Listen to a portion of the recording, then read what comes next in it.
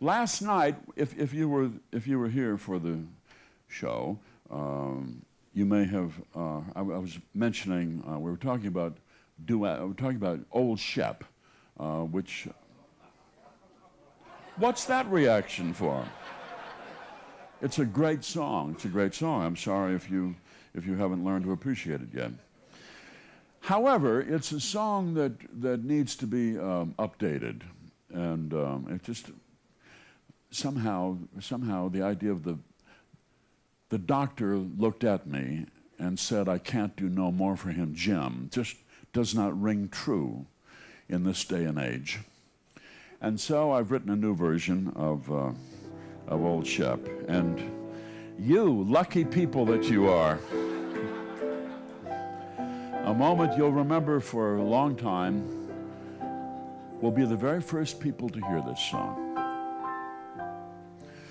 Now when I was a boy and Old Shep was a pup, over hills and valleys we ran.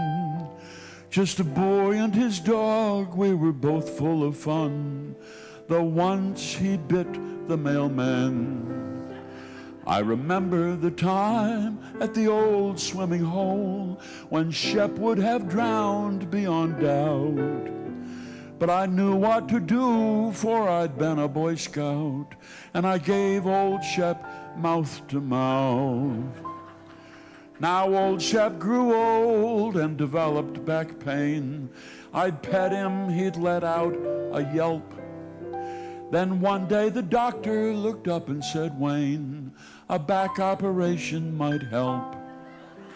So I went to the bank and I took out a loan with our house as security. The doctor fused 4 rear vertebrae and also replaced Shep's left knee. They put him on Vicodin and on Prozac, and we thought Old Shep had pulled through. But then he developed shortness of breath, so they scheduled a heart transplant too. That was last week, and when my wife came home, I gave her the difficult news. And she looked at me and she said, "Listen, Wayne, I'm planning to go on a cruise." She took Old Shep for a ride in the car, and when she came back, he was gone.